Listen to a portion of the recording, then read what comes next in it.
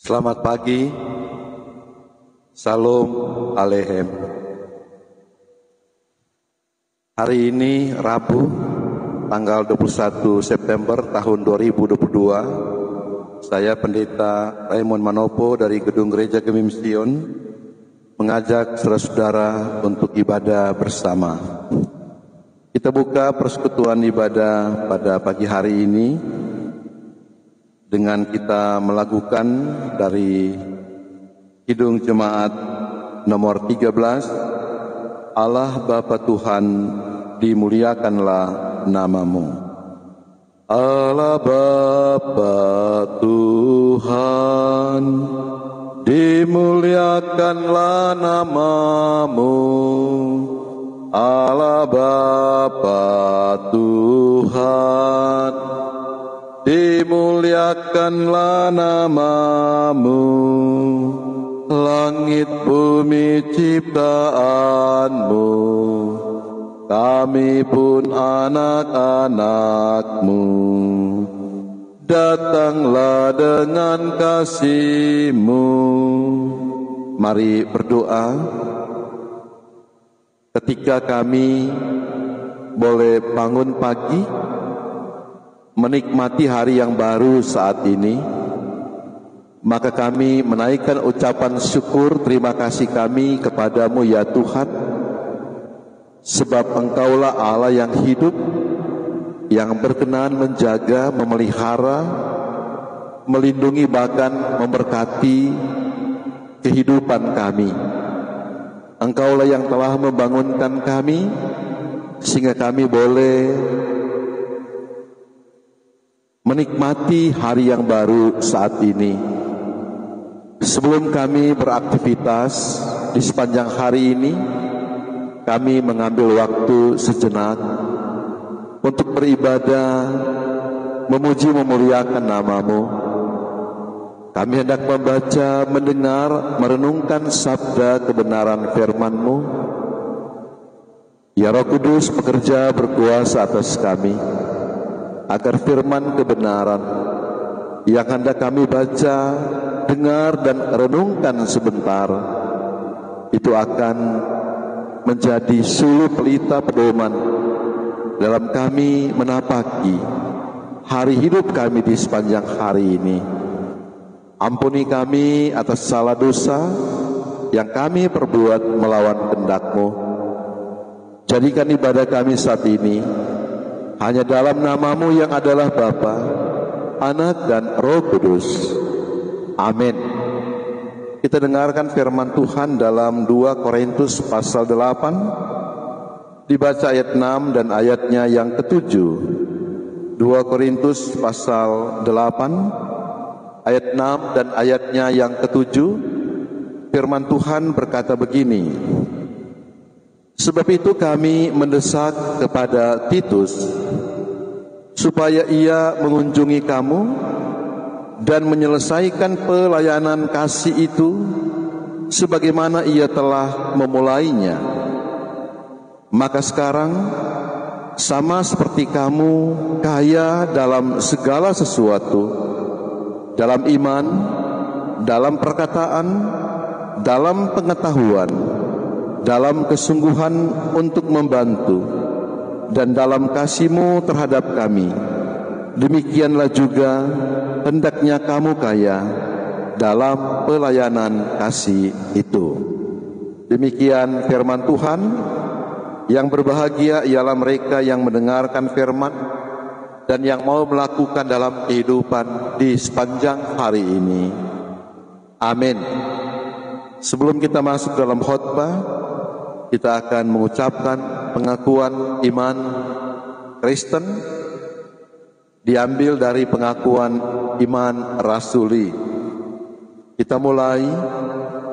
Aku percaya kepada Allah Bapa yang Maha Kuasa Khalik langit dan bumi, dan kepada Yesus Kristus, Anaknya yang tunggal Tuhan kita, yang dikandung daripada Roh Kudus, lahir dari anak darah Maria, yang menderita di bawah pemerintahan Pontius Pilatus, disalibkan, mati, dan dikuburkan, turun ke dalam kerajaan maut, pada hari yang ketiga bangkit pula dari antara orang mati, naik ke surga, duduk di sebelah kanan Allah Bapa yang Maha Kuasa, dan akan datang dari sana untuk menghakimi orang yang hidup dan yang mati. Aku percaya kepada Roh Kudus, gereja yang kudus dan persekutuan orang kudus, pengampunan dosa, kebangkitan daging, dan hidup yang kekal. Amin. Saudara-saudara yang dikasihi dan yang diberkati oleh Tuhan, orang percaya dipanggil untuk menjadi kaya dalam hal memberi. Dan itulah yang membuat orang percaya berbahagia.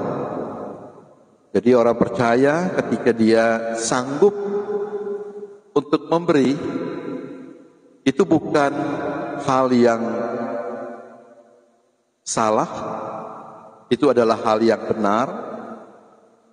Dan bagi sebagian orang ketika dia sanggup untuk memberi sesuatu kepada orang-orang lain, itu adalah merupakan suatu kegembiraan, suatu kebahagiaan, karena ketika dia diberkati oleh Tuhan, maka dia sanggup mampu untuk tidak egois atau tidak kikir pelit, tetapi sebaliknya dia sanggup mampu untuk memberi kepada orang lain.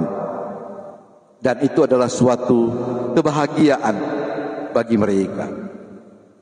Hal ini ditegaskan Paulus ketika mengutip kata-kata Tuhan Yesus, adalah lebih berbahagia memberi daripada menerima. Dapat kita baca dalam Kisah Para Rasul pasal 20 ayatnya yang ke-35. Saudara-saudara, jemaat di Korintus adalah jemaat yang dianugerahkan Allah banyak sekali karunia dalam hal menopang jemaat. Hal ini dibahasakan juga oleh Paulus sebagai rasul dengan menyebut bahwa mereka telah menjadi kaya dalam segala sesuatu. Menjadi kaya dalam segala sesuatu. Sangat jelas bahwa orang-orang yang ada di Korintus, mereka adalah orang-orang yang kaya, saudara-saudara, dalam segala sesuatu. Bisa dikatakan kaya dalam iman, kaya dalam materi, dan lain-lain sebagainya. Kata kaya yang dipakai Paulus di sini berasal dari kata yang sama dengan kata meluap yang dipakai Paulus dalam menjelaskan sukacita yang dimiliki oleh jemaat-jemaat di Makedonia. Kekayaan jemaat di Korintus meluap dan melimpah sebagai pemberian dari Allah. Paulus menguraikan apa yang dimaksudkannya dengan kekayaan jemaat di Korintus tersebut, yakni kekayaan mereka di dalam iman, kekayaan mereka di dalam perkataan, kekayaan mereka dalam pengetahuan, kekayaan mereka dalam kesungguhan untuk membantu, dan dalam kasih terhadap Paulus dan rekan-rekan sepelayanannya. Semua ini adalah pemberian Allah bagi jemaat untuk dipakai bagi kepentingan pembangunan tubuh Kristus. Dengan berterus terang, Rasul Paulus mendorong jemaat di Korintus untuk melengkapi kekayaan dalam segala sesuatu yang telah mereka miliki dengan menjadi kaya dalam pelayanan kasih. Paulus menghubungkan dorongan untuk menjadi kaya dalam pelayanan kasih dengan menunjukkan bahwa selama ini jemaat di Korintus telah menunjukkan kesungguhan mereka dan semangat mereka untuk bekerja bersama Paulus. Bahkan dalam menyatakan kasih mereka kepada Paulus dalam pelayanannya. Hal ini dimaksudkan Paulus agar jemaat di Korintus semakin terdorong untuk menyelesaikan pengumpulan bantuan yang sudah mereka mulai untuk diberikan kepada jemaat di Yerusalem dengan bantuan seorang pribadi yang bernama Titus. Saudara-saudara, jemaat Korintus sekali lagi dikatakan mereka adalah jemaat yang kaya dalam iman, perkataan, pengetahuan, dan dalam kesungguhan untuk membantu dalam kasih terhadap Paulus, tetapi baru dalam bentuk wacana. Memang Alkitab mencatat sudah mereka mulai setahun yang lampau persiapan untuk membantu orang lain, tetapi ternyata hingga waktu itu ketika Paulus menuliskan suratnya kepada mereka, mereka baru dalam bentuk wacana, perencanaan, kegiatan untuk melakukan. Nah, yang diperlukan oleh Paulus bukan hanya suatu perencanaan, tetapi bagaimana Paulus mengajak mereka untuk melakukan apa yang sedang sementara mereka rencanakan. Jadi harus dinyatakan dalam bentuk tindakan nyata, dalam bentuk perbuatan, bukan sekedar kata-kata. Jadi memang Paulus mengajak agar supaya mereka itu mau melakukan, bukan sekedar perencanaan atau sekedar kata-kata.